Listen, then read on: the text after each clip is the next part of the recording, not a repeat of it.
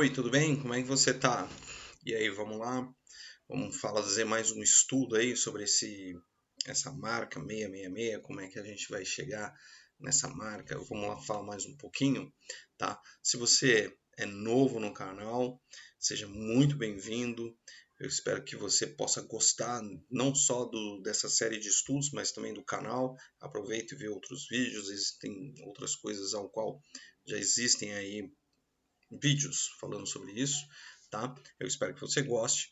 Se você também é a primeira vez, se esse é o primeiro vídeo que você está pegando sobre essa série de estudos, eu indico, por ser de certa importância, que você possa acompanhar através da sequência, tá? Ou seja, volta lá no primeiro e pega desde a sequência para que você possa entender o que eu vou passar, o que vai ser falado e até também o porquê eu vou estar falando certas coisas, tá? É super importante isso. Então, vamos ali dar um início, tá? E hoje eu quero falar sobre uma pessoa em particular. O nosso vídeo vai ser estritamente só sobre essa pessoa aí. Por quê? Porque nós vamos falar de Nimrod ou Nimrod, tá? Porque ele é um dos caras mais importantes de toda a história da humanidade. Não apenas de uma época, tá? Não é apenas de um período, mas sim de toda a era da humanidade. Sim, ainda nos dias de hoje, ele é um dos caras mais importantes. Por que isso, Douglas? Porque então você diz, Douglas, que ele é um dos caras mais importantes, de que já passaram pela humanidade. Porque simplesmente hoje nós vivemos sobre um espírito ao qual iniciou com exatamente esse cara, tá? Com Nimrod, ou Nimrod, como eu falei. Então, nós precisamos conhecer um pouquinho da história dele para a gente poder entender os nossos dias de hoje. Como eu falei, a intenção é fazer com que você consiga pelo menos entender uma visão, porque como eu falei, todo mundo tem uma cosmovisão, então eu espero que a sua seja a mesma que a minha, mas precisa a gente entender como a gente vai chegar lá naquele versículo de Apocalipse que vai nos dizer que a todos, pequenos e grandes, pobre, rico e etc e tal, enfim, todos precisavam de uma marca, eram obrigados a ter uma marca para que pudessem comprar e vender. Como nós vamos chegar de fato nessa situação? Como eu já disse, nada vai acontecer do dia para a noite. Aliás, nada acontece, nada está acontecendo do dia para a noite. Tudo existe um porquê e tudo existe um processo.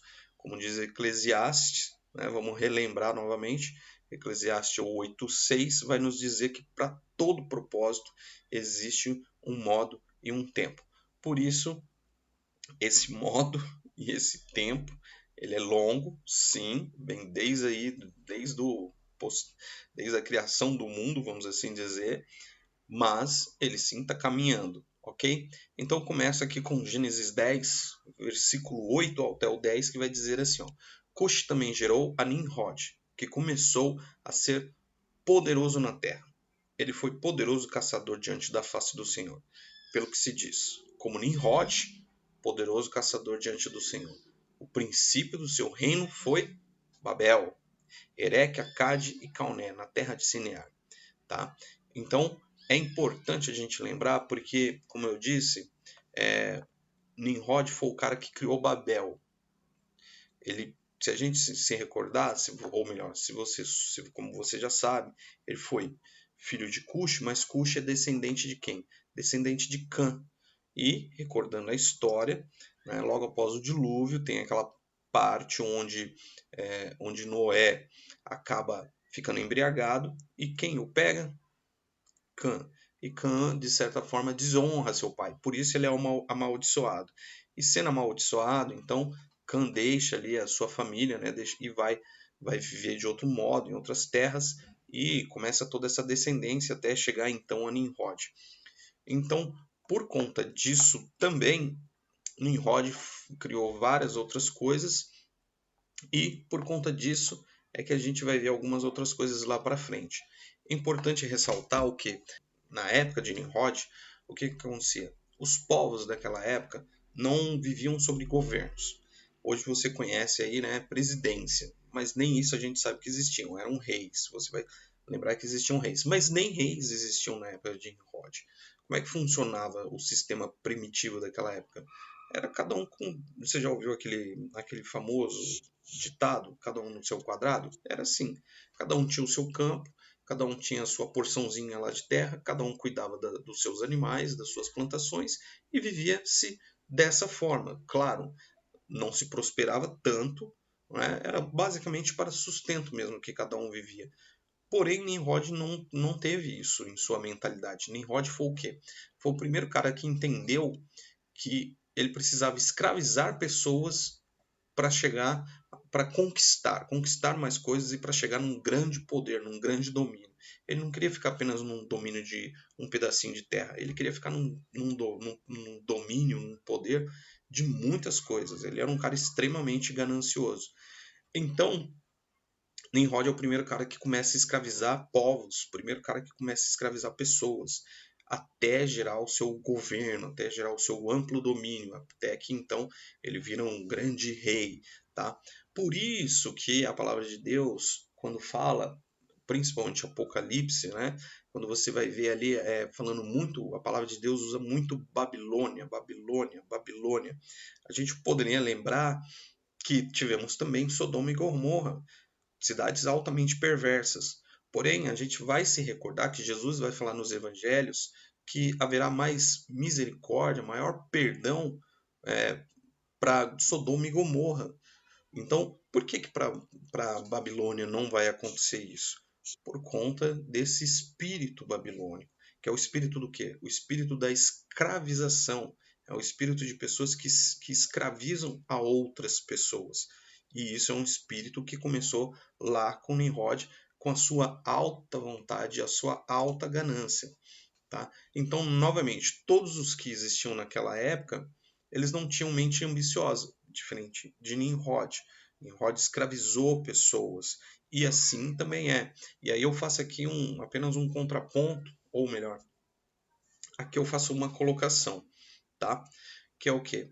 Esse espírito a gente consegue identificar nos nossos dias atuais, porque ele está em todo ambiente, toda esfera. Ele pode existir em todo ambiente, em toda esfera. Seja num casamento, seja num relacionamento, seja numa amizade, seja na sociedade, seja no emprego, ou seja no meio político, ou seja até mesmo no meio religioso. Enfim, em todo ambiente esse espírito babilônico pode existir. E que espírito é esse? O espírito da escravização. Tá? O reino de Deus, Paulo vai nos dizer o quê? Que aonde há o Espírito há liberdade. Então nós precisamos entender que o reino de Deus é um reino de liberdade. Já o reino de Babilônia, o espírito que começou lá com Nimrod, como eu já falei, estou frisando, é o espírito do quê? É um espírito de escravização. É um espírito onde você é escravizado, onde você é dominado, onde você é governado.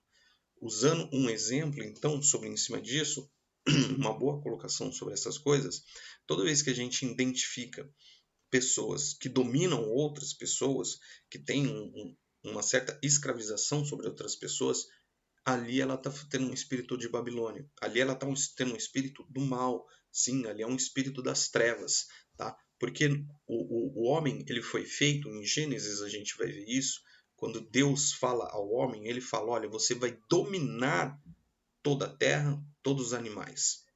Mas ele não fala, você vai dominar outro homem. Ele não fala, você vai ter governo sobre outras pessoas. Deus não faz isso. O único que governa pessoas, o único que tem domínio sobre pessoas é Deus. Homem não domina homem.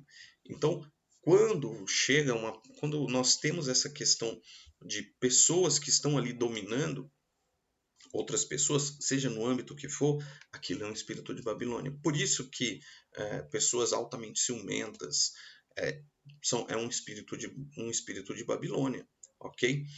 Um exemplo aqui para a gente poder seguir em frente, que eu poderia dizer, isso acontece em religiões, né? A pessoa chega ali para o seu líder espiritual e diz, olha, eu estou querendo participar ali de um encontro, de um congresso, enfim, de alguma festividade de outra denominação ou de outra igreja que seja, enfim, né? E o que acontece? E aquele líder espiritual, ele, ao invés dele indicar, ao invés dele mostrar o caminho, ele faz o domínio. De que forma? Não, você não vai. Não, você não pode ir. Não, ali, olha, não, não. Ele, de certa forma, ele oprime, ele traz uma opressão sobre aquela pessoa e ele exerce um amplo domínio sobre aquela pessoa.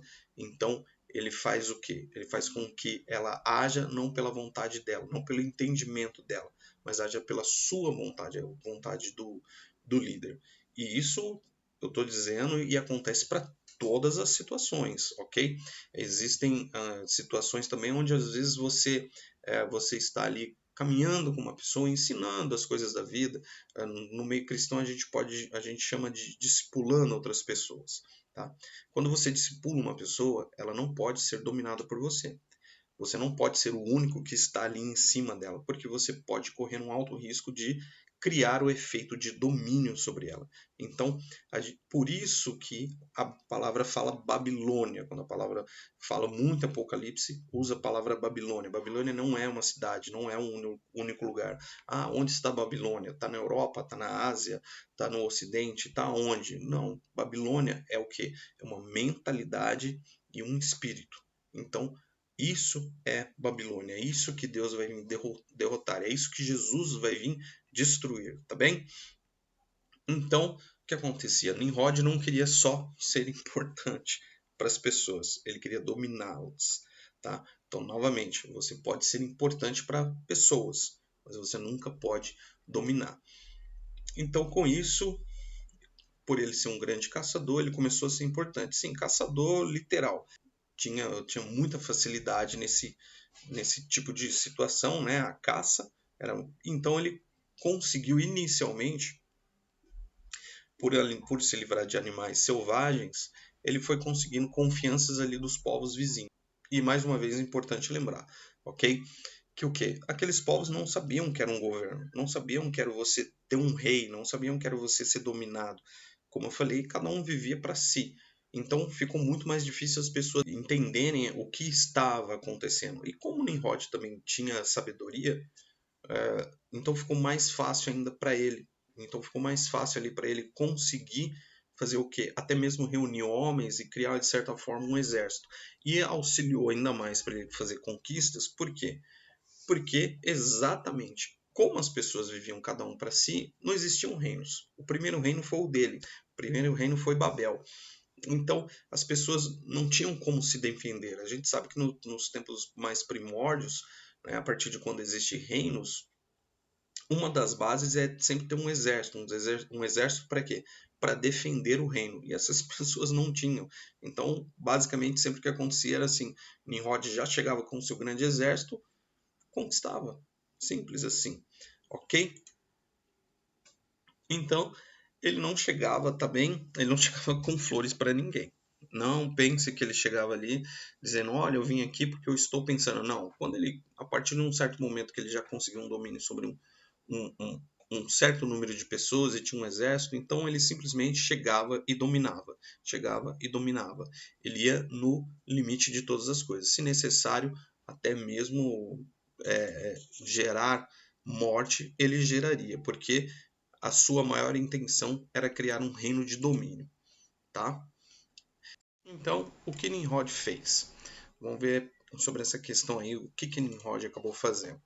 Ele estabeleceu uma idolatria para confirmar o seu domínio, então ele conseguiu gerar idolatria na mente das pessoas. Olha uma outra coisa que esse espírito babilônico gera, né? A idolatria. A idolatria sobre pessoas, sobre coisas. E a partir do momento que você gera uma idolatria, a gente vê isso, inclusive nos nossos dias de hoje, acontece muito do que você acaba aceitando o que aquela pessoa faz, você acaba aceitando com mais facilidade o que aquela pessoa está fazendo e você até mesmo segue o que ela diz. Tá? Então ele conseguiu criar essa mentalização em muitos. E ele criou uma nova religião. Ele criou, através daquelas ruínas da constituição primitiva que existia na época dele, ele estabeleceu uma nova religião. Uma nova religião sobre quem? Sobre ele mesmo. Tá? Então, assim, dessa forma, ele através de Babel, ele estabeleceu o seu reino de domínio. Um reino de domínio que não ficou só em Babel. Ok? Então, ali Nimrod provoca uma ideia na antiguidade do governo civil. Então, o que aconteceu? A partir de Nimrod, as pessoas começaram a entender o que era um governo. Então, evidentemente, por questões de, às vezes, propriamente de defesa, como também por ter concordado com o que estava ali acontecendo, o que aconteceu? Essas pessoas começaram, de fato, a querer fazer a mesma coisa que ele. Então, olha só, mais uma vez, o espírito babilônico. Então, ele influenciou outros governos. Então, aí você não deve imaginar, né, que o que aconteceu é que qualquer pessoa pegou esse lugar. Não, sempre acabava sendo ali, dentro de um grupo, o grande líder. Bom, então vamos ver agora um pouquinho sobre essa natureza de Nimrod. Nimrod foi um cara ambicioso, evidente, né? Ganancioso, ambicioso, então ele não tinha limite nenhum. Ele não tinha, a visão dele não era assim, eu vou conquistar até aqui, muito pelo contrário, ele queria conquistar mais e mais e mais. Mais um espírito babilônico, né? Onde não existe limites para você dominar, para você estar conquistando sobre pessoas, muito pelo contrário.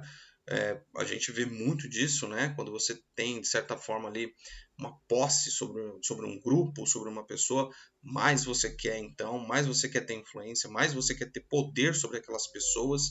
Então, a gente vai vendo aí algumas características muito importantes e interessantes. Mais uma vez, não descansava em suas conquistas, então, novamente, não queria saber, queria sempre mais. Isso também é um outro espírito que a gente consegue enxergar como um espírito babilônico, né? Então, como eu falei, você não quer conquistar apenas uma pessoa, duas pessoas, você quer conquistar um grupo, e quanto maior, melhor, tá? Eram cidades sempre caras, era uma pessoa que cada cidade que ele conquistava e que ele queria levantar, ele não fazia por menos, ele usava ali o máximo possível de riqueza que ele tinha debaixo daquela cidade, e isso, claro, gera uma escravização muito grande, porque para construir todas as riquezas você precisa de ter pessoas trabalhando, então já se imagina, né? A escravização, como é que chegou ao nível que chegou, e por isso mesmo o nome de Nimrod significava rebelião, ok? E aí a gente chega numa história que eu vou contar para vocês, lembrando mais uma vez, tá? Que é bem importante onde você procura suas fontes, porque a partir daqui o que eu vou estar contando, em muitas outras situações você vai encontrar muitas histórias. Então, é, são vários, não, mas não foi bem assim, mas não era bem assado. A gente precisa ficar bem informado de muitas coisas, porque, como eu disse, a história ela foi muito bem maquiada e muito bem transformada para esconder muitas verdades, ok? Então, o fato é, e não precisamos aqui de fato saber quando se iniciou, o que a gente sabe é que foi lá no início, bem no início mesmo, antes até mesmo de Nimrod, os povos primitivos faziam que adoravam os astros, incluindo o Sol como um deus. Sim, adoravam as estrelas e o Sol para eles era um deus. Claro, a gente precisa lembrar e deixar bem esclarecido que Deus é quem criou todas as coisas, tá? A gente sabe disso, mas os povos primitivos, por algum motivo, começaram a adorar os astros e principalmente ao Sol. Ao Sol eles tinham o Sol como um próprio Deus, tá? Era um ser divino para eles, uma divindade para eles. É bem interessante pensar sobre esse ponto, sobre a divindade do Sol, né? O Sol como um Deus. Por que essas pessoas iniciaram isso? E mais um pouquinho para frente eu vou tocar num ponto ao qual, pelo menos para mim, faz algum sentido trazer o entendimento do porquê começaram a adorar o Deus Sol, tá? Então, lógico, Nimrod já sabia disso, sabia que os povos cultuavam ao Sol como Deus e ele juntou a fome com a vontade de comer. Então aí ele fez o quê? Por ele ser um descendente de Cã, ele tinha, como eu já disse, um ódio sobre Deus. Ele não queria saber de Deus. Ele, muito pelo contrário, ele queria apagar a Deus. Tá? Vou assim expressar. Ele queria estar na mesma posição de Deus, se transformar num próprio Deus. Então, por isso mesmo é que ele criou o Babel, por rebelião ao dilúvio. Algumas pessoas dizem que Babel foi criado porque o homem queria chegar ao céu. Na verdade, tá? A gente precisa também entender que já nessa época da criação de Babel, o homem já tinha algumas ideias astronômicas. Por isso também que começou a cultuar o sol como um deus. Então o homem já sabia que ele não conseguiria chegar ao céu. Mas lembra que no vídeo anterior eu falei sobre a questão de que o homem subia aos picos das montanhas para adorar o seu Deus, porque ele entendia que seria um lugar onde a criação subia para adorar o Criador. Então, basicamente, também teve esse raciocínio de ideia na criação de Babel, ok? Mas é evidente também que por conta e por mente de Nimrod, a criação de Babel também tinha a intenção de fazer o quê? Fazer com que o próprio dono de Babel, que era o próprio rei Nimrod ali, né, fosse cultuado sim como Deus. E isso também se explica que na própria construção, o que acontecia no tempo da construção de Babel, o Nimrod todos os dias subia até o ponto mais alto ali daquela construção para ser adorado como quê? Como um rei dos céus, também como um deus sol. Tá? Então ele começou a ser visto pelas pessoas como o próprio deus sol. Olha só que interessante isso. E Nimrod tinha, evidentemente, Semiramis, que era quem Semiramis? Tá? Semiramis era sua mãe, que também era, por acaso, a sua esposa. Ok? Naquele tempo, então, Semiramis e Nimrod estavam junto como mãe e esposa. Eles não tinham problema nenhum quanto a isso, quanto a esse incesto. Tá? Semiramis, aí começam os pontos interessantes, porque Semiramis, nas crenças pagãs, ela é conhecida como a rainha dos céus e mãe de Deus. Nimrod era o deus sol, então ela era, né, evidentemente, a mãe de Deus. Talvez coincidências talvez não sejam meras semelhanças, tá bom?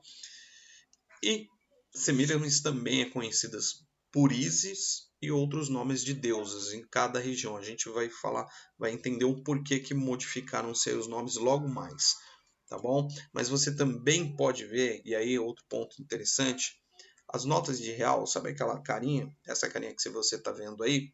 Sim, é a carinha de Semiramis. Claro, novamente, você procurando a história sobre essa nota essa cédula na face, né, nas cédulas da nota da nossa moeda, você pode encontrar algumas outras histórias, mas a realidade é que todas elas têm como início Semiramis. Outra coisa é que ela também aparece em diversos monumentos e logos. Esse logo aí bem conhecido da Columbia Pictures, sim, a Semiramis está ali, ok? E sim, pasme ou não, ali na Estátua da Liberdade, Semiramis também está. Outro nome também titulado a ela, Semiramis, é o Diana, deusa dos Efésios. Sim, os Efésios, talvez, se você se recordar em estudos, você vai ver que os Efésios tinham ali a deusa Ana. E se você gosta de um pouquinho de filme, um pouquinho de HQ, você vai então lembrar do nome da Mulher Maravilha. E aí vem aquela pergunta: você lembra qual que é o formato ali do escudo da Mulher Maravilha? Se você não lembra, tá aí. Bem interessante, né? Olha só, a Ana, Mulher Maravilha, e olha o escudo dela. Tá? Essas transformações que foram ocorrendo através da história, onde Semiramis e outros começaram a ser transformados, tem, lógico, um porquê. Que é o que? Você sempre está cultuando ali a mesma pessoa, mas de uma forma diferente. É evidente que, por conta de crenças de épocas, simplesmente não poderia se transportar uma deusa ou um deus, né, de um canto para o outro. Você precisava fazer algumas transformações. E lógico que a gente sabe ali quem é o pai da mentira, né? E então ele conseguiu utilizar-se ali muito bem de pessoas e situações e coisas para fazer essas transformações, ok? Então, Semiramis com o tempo também começa a ser cultuada como a deusa lua. Sim, aí ela começou, depois através de um tempo ali, a ser também, já que existiu o deus sol, a mãe seria, né, a esposa seria a deusa lua. E Semiramis mata Nimrod. Vai chegar um tempo em que ela faz isso, lógico, porque ela também era ambiciosa, também queria um reino, tá bem? Então, por conta disso, Semiramis acaba matando Nimrod e nessa vez ela faz o que? Ela acaba decapitando o seu membro, o seu pênis. Perdão pela expressão, mas é a expressão correta que a gente precisa usar, tá? Então, esse membro hoje do Nimrod, ele é visto nos que a gente conhece por obeliscos, sim.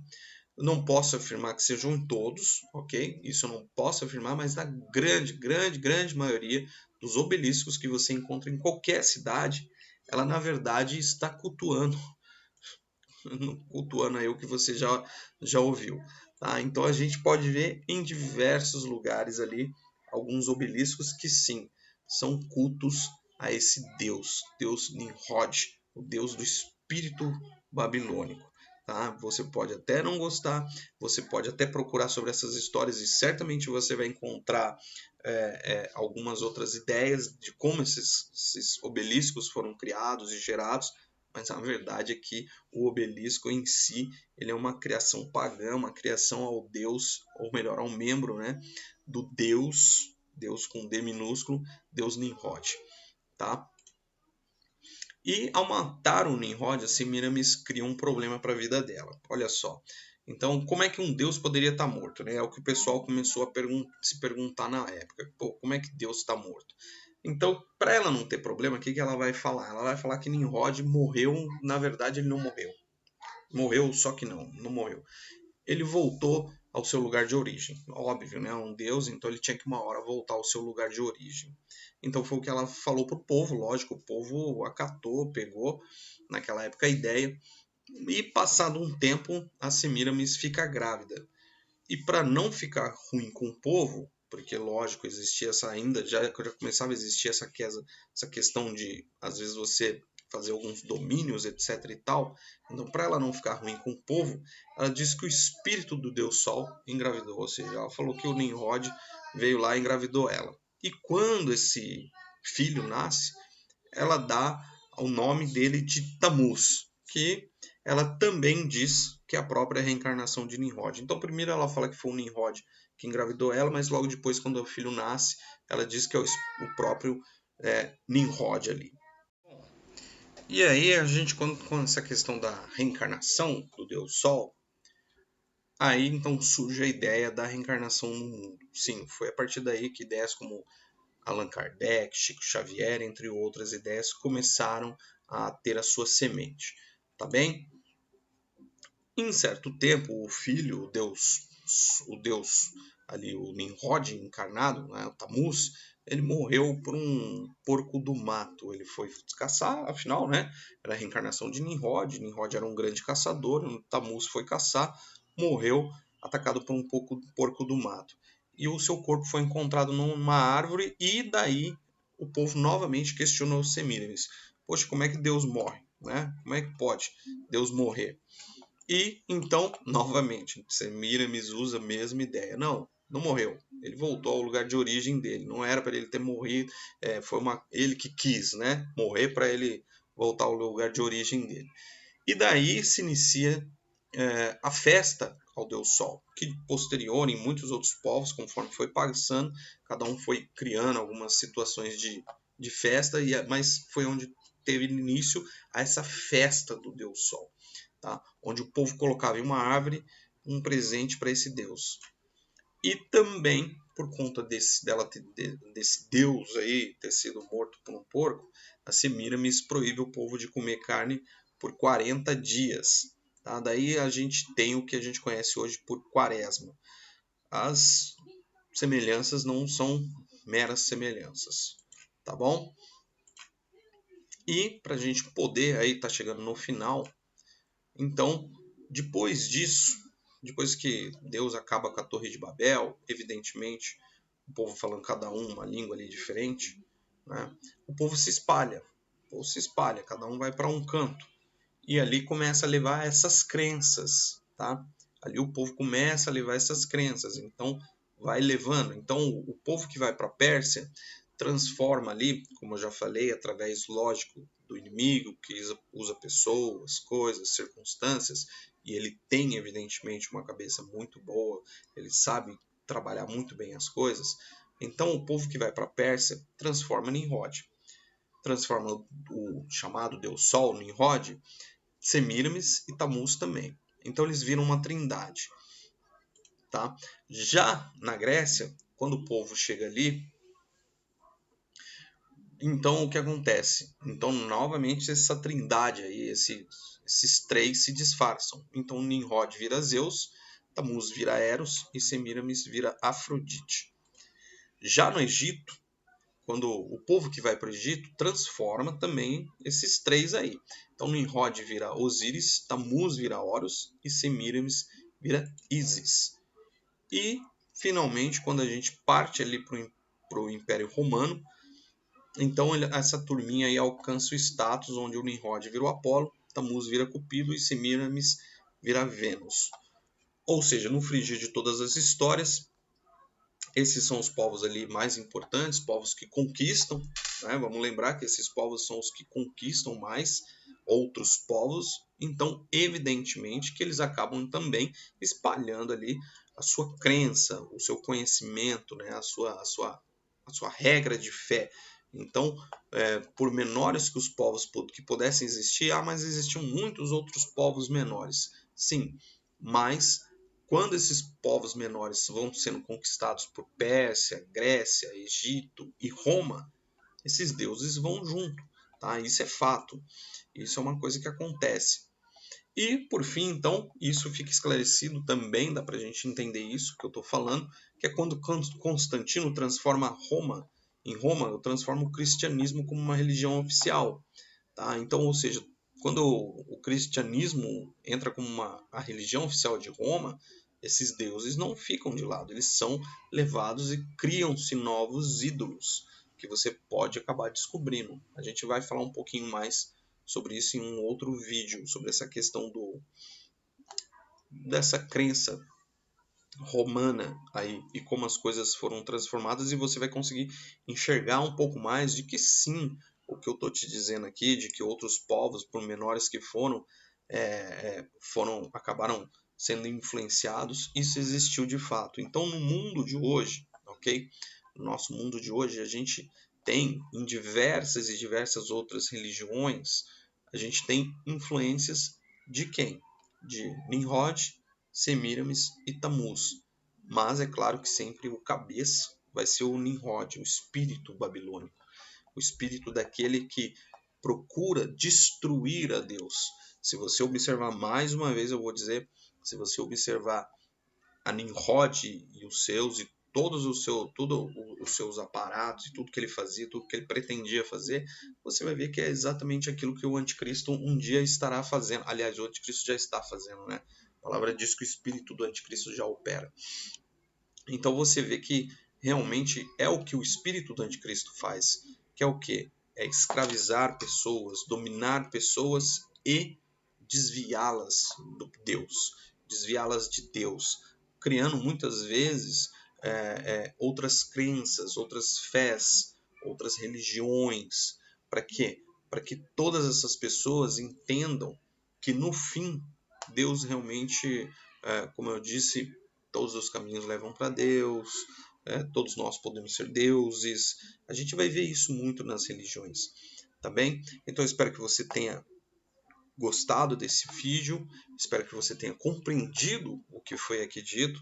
Ainda outras coisas virão, outras coisas que geram questionamento, sim, outras coisas que geram dúvidas, sim, mas é importante para a gente estar falando, para a gente chegar e ir mais longe, você começar a entender, começar a ter os olhos um pouco mais abertos relacionado a algumas coisas, tá bem? A você, meu muito obrigado que ficou até aqui. Te espero no próximo vídeo. Espero que você possa ser abençoado e estaremos aqui se Deus quiser. Até mais!